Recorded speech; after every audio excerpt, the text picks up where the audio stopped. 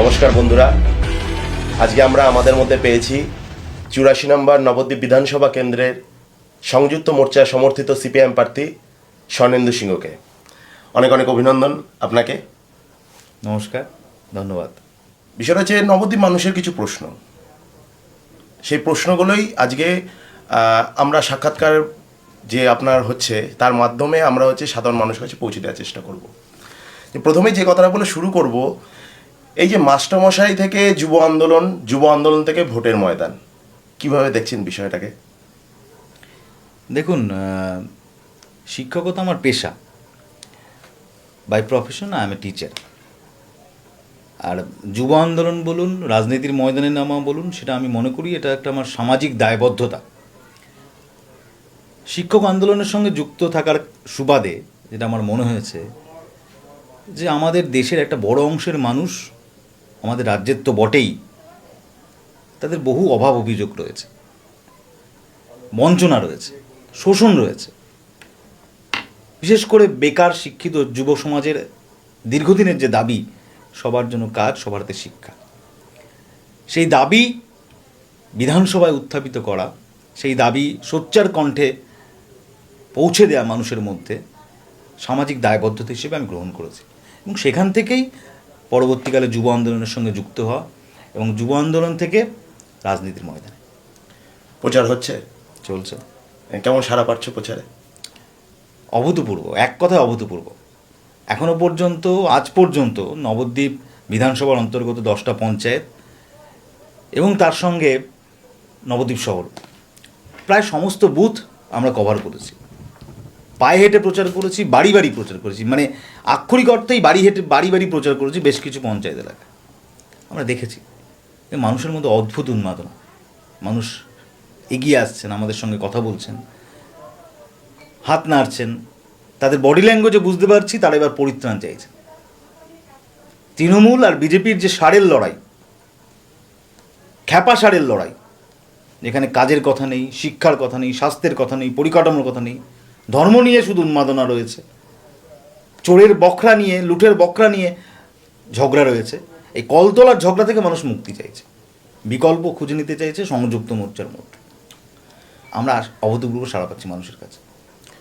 তোমার প্রতিপক্ষ যিনি আছেন, প্রধান প্রতিপক্ষ, তিনি নবদ্বীপ বিধানসভার চারবারের বিধায়ক, বলা চলে হেভিওয়েট। বিষয়টা কীভাবে দেখছো? দেখুন, আমরা যে নীতিতে বিশ্বাস করি, ব্যক্তির বিরুদ্ধে আমাদের লড়াই নয়।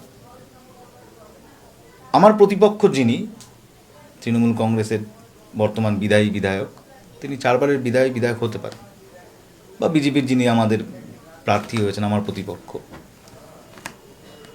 ওজনে কতটা হেভিওয়েট আমরা সেটা যাচ্ছি না। আমরা যেটা বলতে চাই যে আমাদের লড়াই ব্যক্তির বিরুদ্ধে নয়, আমাদের লড়াই নীতির বিরুদ্ধে। আর নীতির প্রশ্নে তৃণমূলের নীতি, বিজেপির যা নীতি, একে অপরের পরিপূরক। সেখানে দাঁড়িয়ে আমরা বলতে পারি যে আমাদের নীতি শক্তিশালী, আমাদের নীতির বিরুদ্ধে ওদের নীতি দুর্বল, আমাদের নীতি হেভিওয়েট, তৃণমূল বিজেপির নীতি সেটা লাইট ওয়েট। এবং মানুষের কাছে এটা আমরা নিয়ে যেতে পারছি যে শিক্ষার স্বার্থে, কাজের স্বার্থে, বেকার যুবকের স্বার্থে, ছাত্র যুব মহিলাদের স্বার্থে, শ্রমিকের স্বার্থে, কৃষকের স্বার্থে কাস্তে হাতুড়ি তারা সংযুক্ত মোর্চা লড়াই করছে এবং আমাদের নীতি আর শেষমেশ জিতবে। এই নবদ্বীপ, আমাদের গোটা রাজ্য তো আগে তো বিজেপির এরকম বারবারন্ত ছিল না, তা নবদ্বীপ একটি পীঠস্থান, সেখানে বিজেপি কখনো কসাইখানা নিয়ে বলুন বা অন্যান্য ধর্মীয় বিষয় নিয়ে যে উন্মাদনা, হিন্দুত্ব, আপনি হিন্দু সরকার চান, এই যে মানুষের মাঝখানে ছড়িয়ে দেওয়া, এটাকে আপনারা কিভাবে প্রতিহত করবেন? প্রতিহত করে মানুষের দাবিটাকে কিভাবে পৌঁছে দেবেন? দেখুন, শুধু নবদ্বীপ শহর বলে নয়, সারা রাজ্য জুড়েই পশ্চিমবঙ্গের মাটিতে দাঁড়িয়ে বিজেপির কোনো ঠাঁই ছিল না। পশ্চিমবঙ্গের মাটিতে খাল কেটে কুমির এনেছেন মমতা ব্যানার্জি, এবং পরিষ্কার উনি ঘোষণা করেছিলেন যে বিজেপি হচ্ছে আমাদের স্বাভাবিক মিত্র। এটা তৃণমূলের ভার্সন, মমতা ব্যানার্জির ভার্সন। আরএসএস তো দুর্গাও বলেছিল মমতা। হ্যাঁ, ঠিক একই রকমভাবে নবদ্বীপের মাটিতে দাঁড়িয়ে আমরা দেখেছি যে নবদ্বীপের মাটিতে দাঁড়িয়ে কিভাবে তৃণমূল কংগ্রেসের এজেন্ডা বিজেপিকে পুষ্ট করতে সাহায্য করেছে।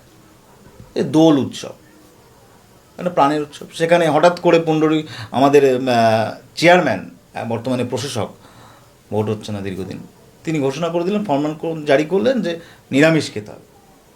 আরে চৈতন্যের বাসভূমি এটা, বৈষ্ণব ধর্মের পীঠস্থান এটা, এখানে ধর্ম কারো কাছ থেকে শিখতে হবে না আমাদের। এই ফরমান কেন জারি করা? বিজেপির কোর্টে বল কেন ঠেলে দেয়?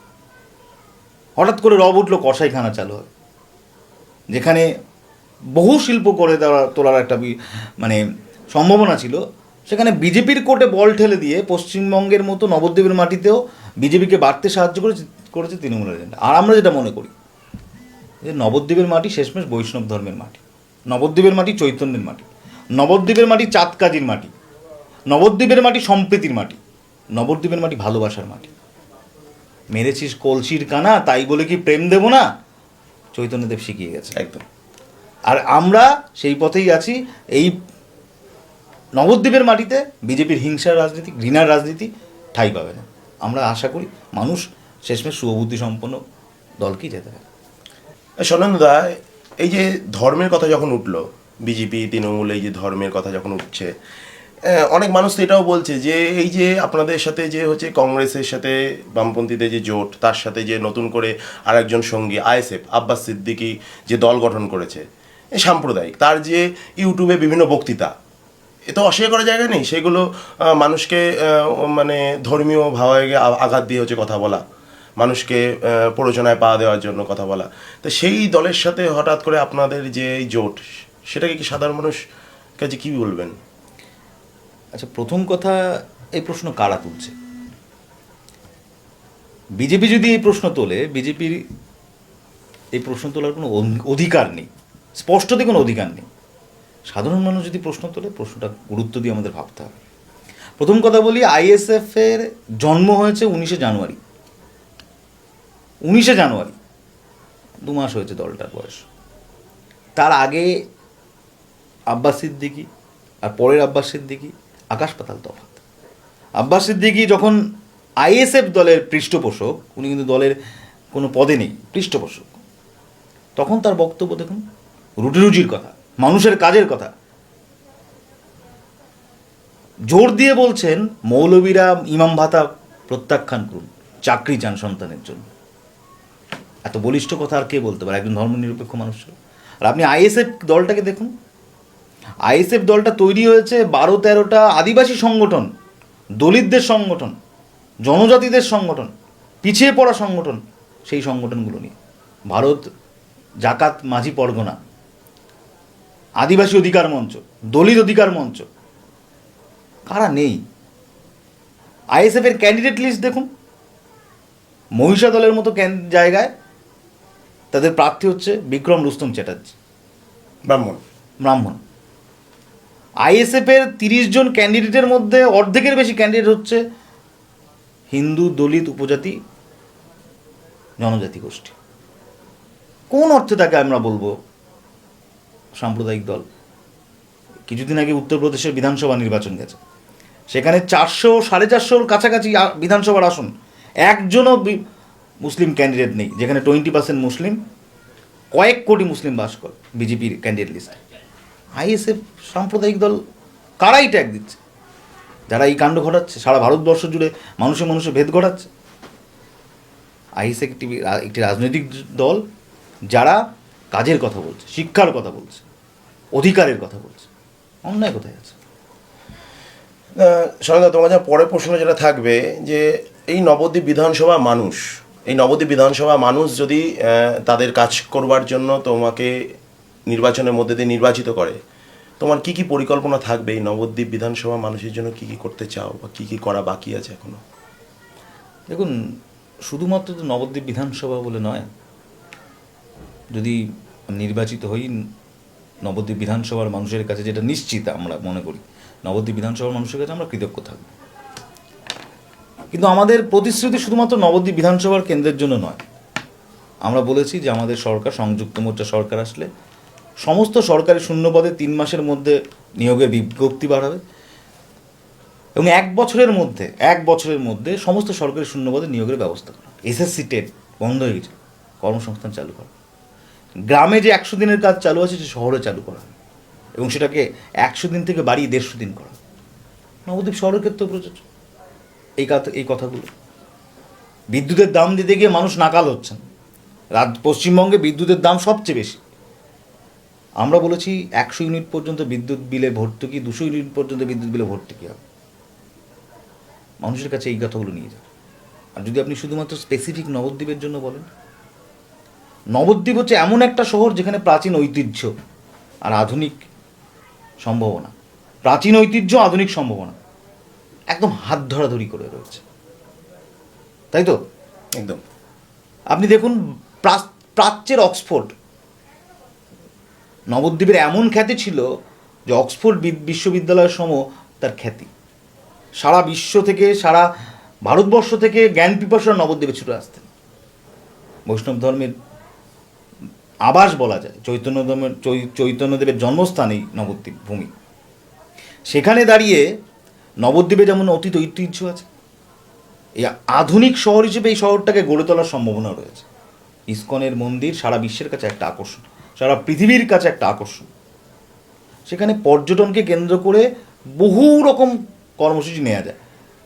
একটা সার্কিট রুট পর্যন্ত করতে পারলো না এই বিধায়ক, এই পৌরসভা, যেখানে এই হেরিটেজ শহর 2015 সালে ঘোষণা হয়েছিল, কিন্তু কোনো কাজ হয়নি। আমরা আসলে পর্যটনকে কেন্দ্র করে কর্মসংস্থান, পর্যটনমুখী কর্মসংস্থান, টোটো চালকরা তারা সুবিধা পাবে, হোটেল ব্যবসা তারা সুবিধা পাবে, রেডিমেড ব্যবসা তারা সুবিধা পাবে, পর্যটনকে কেন্দ্র করে। টোটো শ্রমিকদের লাইসেন্স দেওয়া হবে। নবদ্বীপে যে গঙ্গার ভাঙন, নবদ্বীপের মানুষের কাছে এখনও শিরোপীড়ার কারণ বিভিন্ন এলাকায়, সেই ভাঙন রোধ করার ক্ষেত্রে সচিমাতা বাঁধ রূপায়ণের কথা বলেছিল। আমরা বলেছি যে আমরা এই ভাঙন রোধ করার কথা রাজ্য কেন্দ্রে পৌঁছে দেব। আমরা বলেছি যে নবদ্বীপে যে ক্ষুদ্র কুটির শিল্পগুলো আছে, তাঁত শিল্প, কাঁসা পিতল শিল্প, মৃৎশিল্প, তার পুনরুজ্জীবনে আমাদের মাস্টার প্ল্যান রেডি আছে। সরকারি সাহায্য আসবে। একদম ঘরে ঘরে কুটির শিল্পের মতো যারা কুটির শিল্পের সঙ্গে যুক্ত তাদেরকে প্রশিক্ষণের ব্যবস্থা করা হবে। মৃৎশিল্পের নির্দিষ্ট প্রশিক্ষণ হবে, কাঁসা পিতল শিল্পের নির্দিষ্ট প্রশিক্ষণ হবে, এবং প্রশিক্ষণের মধ্যে দিয়ে উন্নত কারিগর তৈরি হবে। নবদ্বীপের তাঁত শিল্পকে জিআই ট্যাগ আমরা দিতে পারি, তার ব্যবস্থা আমরা দিতে পারি বলতে গিয়ে আমি যেটা বোঝাতে চাইছি, জিআই ট্যাগ যেন পায় তার ব্যবস্থা আমরা করতে পারি। এই যে নির্বাচন, এই নির্বাচনে যারা আমরা নবদ্বীপের বাসিন্দা, আমিও যেহেতু বেসিক্যালি নবদ্বীপেই থাকি, এই নির্বাচনে বিজেপি বলুন বা তৃণমূল বলুন, যে এত পরিমাণে হোর্ডিং ব্যানার, বড় বড় হচ্ছে ব্যানার, তাতে কারোর বাড়ির জানলা ঢেকে গেছে, আকাশ ঢেকে গেছে, বাড়ি থেকে বেরোলেই রাজনৈতিক দলগুলোর হচ্ছে ব্যানার। সেক্ষেত্রে দাঁড়িয়ে আপনাদের ব্যানার সে অর্থে কম, এটা কেন? দেখুন, আমরা নির্বাচন থেকে শুরু করে আমাদের গোটা রাজনৈতিক দলটা, communist party of India, Marxist, আমাদের দলটা চলে মানুষের টাকা, সাধারণ মানুষের টাকায়, গরিব মানুষের টাকা। বিজেপির মতো আমাদের আদানি আম্বানি নেই। আপনাদেরকে থামাতে বাধ্য হচ্ছি, আপনাদেরকে অনেকে বলে সিপিএম পার্টি কৌটো নাড়ানো পার্টি, সে বিষয়ে আমি আমার কথাটা শেষ করি। বিজেপির মতো আমাদের আদানি আম্বানি নেই, আবার তৃণমূল কংগ্রেসের মতো আমাদের শারদা নারদাও নেই। ফান্ডিং কোথা থেকে আসবে? আমরা গণ অর্থ সংগ্রহ করি। হ্যাঁ, আমরা কৌটো নাড়াই, কিন্তু কৌটো কাদের কাছে নাড়াই? একদম প্রান্তিক মানুষের কাছে, গরিব মানুষের কাছে। বাড়ি বাড়ি যাই আমরা অর্থ সংগ্রহ। কেউ খুশি হয়ে 10 টাকা দেয়, কেউ 5 টাকা দেয়, কেউ 50 টাকা দেয়, আমরা গ্রহণ করি। আমরা সেই অর্থ দিয়েই নির্বাচনে লড়াই করি। তাই আমাদের ব্যানার বলুন, চাকচিক্য বলুন কম থাকে, কিন্তু আন্তরিকতা থাকে কর্মীদের মধ্যে, লড়াই করার মানসিকতা থাকে, সমাজ বদলানোর মানসিকতা থাকে। তাই 1000টা ব্যানার ঢেকে যায় আমাদের কর্মীদের আন্তরিকতায়।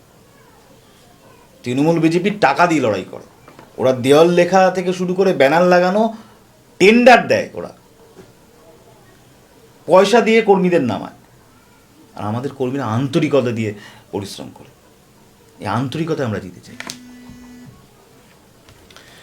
আমার পরের প্রশ্ন থাকবে সোনদা তোমার কাছে, যে এই যে মমতা বন্দ্যোপাধ্যায় তিনি টিভি মিডিয়াতে বলছেন, কিংবা নবদ্বীপের বিধায়কের যারা কর্মীরা আছে তৃণমূল কংগ্রেস করেন, তারাও বলছে উন্নয়ন 100% হয়েছে। দেয়াল জুড়ে তারা উন্নয়নের প্রসঙ্গ উঠলেই তারা রূপশ্রী, কন্যাশ্রী, সবুজ সাথী এইসবের কথা বলছে।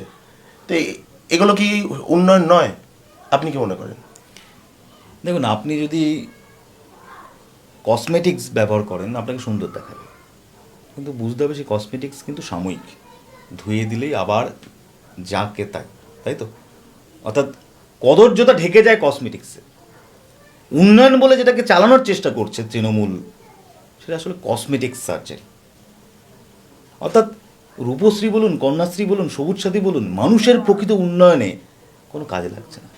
এই সরকার কোটি কোটি টাকা খরচ করে ক্লাবে ফান্ডিং করতে, দুর্গাপূজায় ফান্ডিং করতে, ঈদের ক্ষেত্রে অন্যান্য ধর্মীয় অনুষ্ঠানে টাকা ঢালে, কিন্তু বলুন তো রোজগার, সেটা শুধু সরকারি চাকরির ক্ষেত্রে নয়, রোজগার, আমি বলছি রোজগার, আয় নিশ্চিত করার ক্ষেত্রে এই সরকারের ভূমিকা কী? সমস্ত সরকারি শূন্যপদগুলোতে ধুলো পড়ছে, এসএসসি টেট লাটে উঠেছে, পিএসসি শেষ। আমরা বলছি আমরা কসমেটিক্স সার্জারি, কসমেটিক্স উন্নয়নে যাব না, আমরা আয় দেবো, রোজগার দেবো। এসএসসি টেট আবার হবে, সরকারি শূন্যপদে নিয়োগ নতুন করে হবে, সবুজ সাথী সাইকেল মমতা ব্যানার্জি নতুন নামকরণ করেছে, কিন্তু দলিত উপজাতি গ্রামগুলোতে, জনজাতি গ্রামগুলোতে দূর দূরান্ত থেকে আগত ছাত্রছাত্রীদের জন্য আমার বুদ্ধদেব ভট্টাচার্য সরকার সাইকেল দিত। কন্যাশ্রীর নামে যেটা চলছে সেটা গার্লস ইনসেন্টিভ নামে চলতো, কোনো কিছুই নতুন নয়। কিন্তু মানুষের আয় রোজগার বাড়ানোর ক্ষেত্রে যা করা দরকার, প্রকৃত উন্নয়ন যেটা মানুষের, ক্লাবে টাকা ফান্ডিং করাচ্ছে, গ্রামে একটা রাস্তা হওয়া ভালো, বিদ্যুৎ আসা ভালো, সড়ক মানে পানি বিজলি সড়ক, সেই উন্নয়ন প্রকৃত অর্থেই হবে।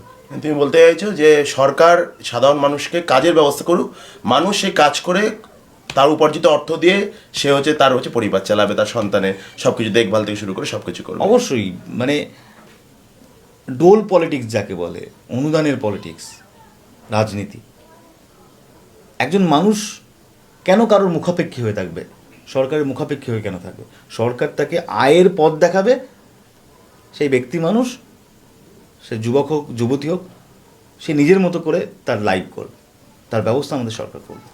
এই কাজের কথা যখন উঠলো সেই প্রসঙ্গে বলে রাখি, এই গোটা রাজ্যের সাথে সাথে এই নবদ্বীপ বিধানসভা অভ্যন্তরও একটা বড় অংশের মানুষ যারা শিক্ষিত বেকার ছেলে মেয়ে, তাদের জন্য তোমার কি ভাবনা চিন্তা থাকবে যদি মানুষ তোমাকে নির্বাচিত করে বিধানসভায় পাঠায় সেক্ষেত্রে? এটা আমি আগেও বলেছি যে নবদ্বীপে বর্তমান যে পৌরসভা চালাচ্ছে পৌর প্রশাসক, তার নেতৃত্বে এমপ্লয়মেন্ট ব্যাংক বলে একটা হোর্ডিং পড়েছিল, এবং সেখানে বলা হয়েছিল ফোন নাম্বার দিয়ে যে নাম নথিভুক্ত করা, এবং সেই নাম নথিভুক্ত করার মধ্যে দিয়ে বেকারদের কাজ দেবে তাদের মেধার ভিত্তিতে, তাদের যোগ্যতার ভিত্তিতে।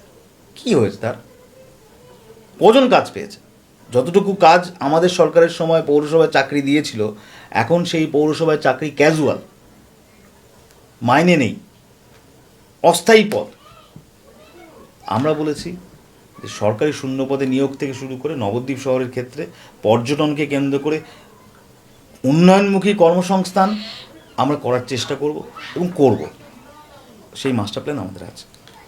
এই নবদ্বীপ শহর, বেসিক্যালি নবদ্বীপ শহরে একটা সময় তাঁত শিল্প এবং কাঁসা পিতল শিল্প, এই শিল্পতে রমরমা ছিল নবদ্বীপ শহর, সেগুলো আজকে প্রায় মৃতপ্রায়।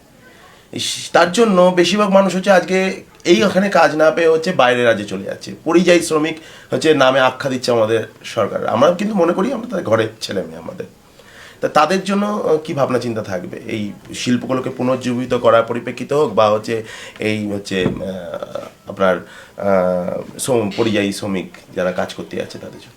প্রথমেই বলি যে সমালোচনা হিসেবে নেবেন না, গ্রহণ করবেন না এটাকে, তবে 20 বছরের যে বিধায়ক তিনি সম্পূর্ণ ব্যর্থ। তার প্রথম প্রতিশ্রুতিই ছিল তাঁত শিল্পের পুনরুজ্জীবন করবেন, কাঁসা পিতল শিল্পের পুনরুজ্জীবন করবেন, মৃৎশিল্পের ক্ষেত্রে সহযোগিতা করবেন, সম্পূর্ণ ব্যর্থ। আজকে নবদ্বীপ শহরে যত তাঁতি ছিল, যত পাওয়ারলুম ছিল, হ্যান্ডলুম ছিল, সব বন্ধ। একটা সময় নবদ্বীপ শহরের দক্ষিণাঞ্চল থেকে উত্তরাঞ্চল গম গম করতো, সকালবেলায় লোকের ঘুম ভাঙতো তাদের ঠকঠকের শব্দে, এখন সব বন্ধ। তার দায় কে নেবে? এই রাজ্যের যে বর্তমান বিধায়ক এই নবদ্বীপ বিধানসভা কেন্দ্রে, তাকে নিতে হবে। নবদ্বীপের তাঁত শিল্পকে আরও উজ্জীবিত করার ক্ষেত্রে যে ভূমিকা গ্রহণ করার কথা ছিল, বিধানসভায় যে বলিষ্ঠ কণ্ঠ তার গ্রহণ করার কথা তিনি নেননি। আমরা তাকে বিধানসভা ভাঙচুর করতে দেখেছি।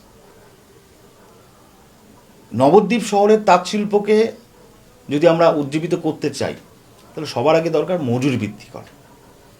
এই লকডাউনের মাঝখানে মজুরি কমে গেছে, আপনি বিশ্বাস করুন মজুরি কমে গেছে, তাঁত শিল্পীদের মজুরি কমে গেছে। তাহলে যেটা থেকে সংসার চালানোর মতো আয় করা যায় না, সেখানে শ্রমিকরা কেন থাকবে?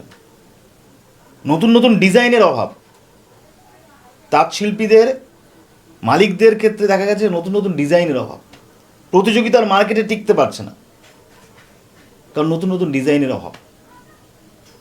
আমাদের সরকার আসলে বিধানসভায় আমরা এই নবদ্বীপের তাঁত শিল্পকে কেন্দ্র করে আমরা বলেছি যে প্রশিক্ষণের ব্যবস্থা করা হবে, তাঁত শিল্পীদের প্রশিক্ষণের ব্যবস্থা করা হবে, যাতে আধুনিক সময়ের চাহিদা মেনে নতুন নতুন ডিজাইন তারা করতে পারে।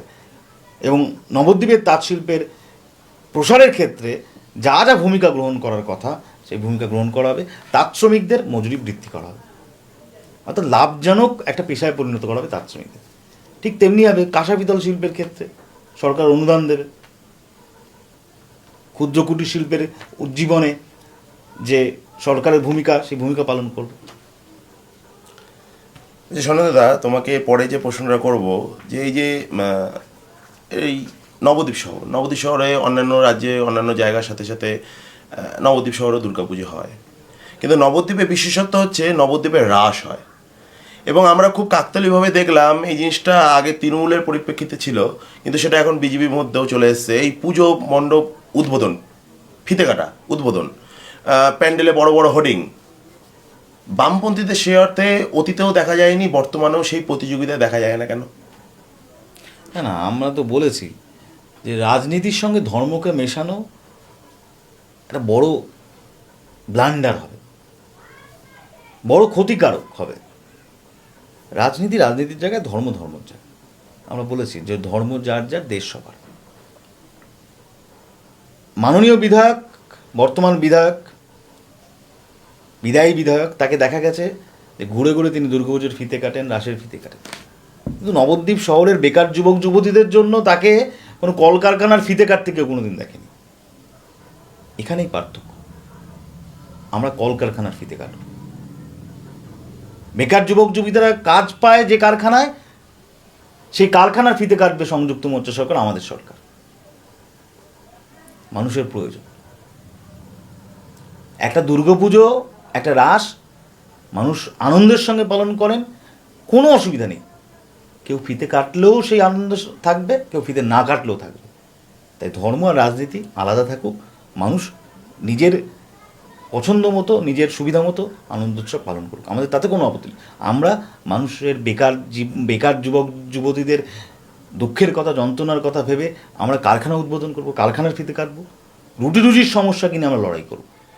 এই নবদ্বীপ শহরের অভ্যন্তরে একটা হাসপাতালও রয়েছে, কিন্তু নবদ্বীপ শহরের মানুষের দীর্ঘদিন একটা অভিযোগ, সে অর্থে তারা সেই চিকিৎসাটা নবদ্বীপ শহরের হাসপাতালে গিয়ে তারা পায় না, তাদেরকে রুগী নিয়ে সঙ্গে সঙ্গে রেফার করে দেয়।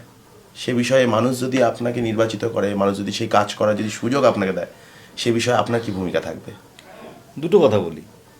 প্রথম কথা হচ্ছে, নবদ্বীপ শহরের নবদ্বীপ স্টেট জেনারেল হসপিটালকে সুপার স্পেশালিটি হসপিটাল বলে চালু করার চেষ্টা করেছিলেন বর্তমান সরকার, কিন্তু নবদ্বীপের মানুষের মুখে মুখে এটা প্রচলিত হয়ে গেছে নবদ্বীপ স্টেটস জেনারেল হসপিটাল আসলে রেফার স্পেশালিটি হসপিটাল। নবদ্বীপে প্রাথমিক চিকিৎসার জন্য যদি কেউ যায় হসপিটালে, তাকে সোজা হয় কল্যাণীতে পাঠিয়ে দেওয়া হয়, জওহরলাল নেহরুতে পাঠিয়ে দেওয়া হয়, কলকাতার বা শক্তিনগর হসপিটালে পাঠিয়ে দেওয়া হয়। কেন পাঠিয়ে দেওয়া হয় সবটাই আমরা জানি। নবদ্বীপ হসপিটালের ভেতরে যা পরিকাঠামো রয়েছে, সেই পরিকাঠামোকে কেন ব্যবহার করা হয় না, কোন চক্র এর ভেতরে কাজ করছে, সবটা আমরা জানি। এই ঘুঘুর বাসা আমরা ভাঙব, কারা এই র্যাকেটটা চালাচ্ছে, যে একটা রেফার করে দিলেই কিছু পয়সা পাওয়া যায়, যার ফলে ওখানে যারা অ্যাম্বুলেন্স চালক আছে, ডাক্তাররা তারা মাঝে মাঝে অসহযোগিতা করেন। রোগীদের নাকাল হতে হয়, হয়রান হতে হয়। আমরা এই ঘুঘুর বাসা ভাঙব। নবদ্বীপ হাসপাতালের ভেতরে সমস্ত সুযোগ সুবিধা যেন পাওয়া যায়, এমআরআই থেকে শুরু করে, স্ক্যান থেকে শুরু করে, ইমেজিং সেন্টার থেকে শুরু করে, ইউএসজি থেকে শুরু করে বিনামূল্যে তার ব্যবস্থা যেন করা যায়, তার ব্যবস্থা আমাদের সরকার করবে এবং আমরা উল্লেখযোগ্য ভূমিকা পালন করবে এতে। আমার যেটা শেষ প্রশ্ন থাকবে, এই ধরো এই যবে থেকে ভোট ঘোষণা হয়েছে এবং তোমাদের প্রার্থী সংগঠনের পার্টির যে প্রার্থী ঘোষণা হয়েছে, সেদিন থেকে লড়াই শুরু তোমার। এই দীর্ঘ 1 মাস 1.5 মাস ধরে এই লড়াই, 2রা মে ফলাফল বেরোবে, তারপর কি ভাবছো, কি করবে?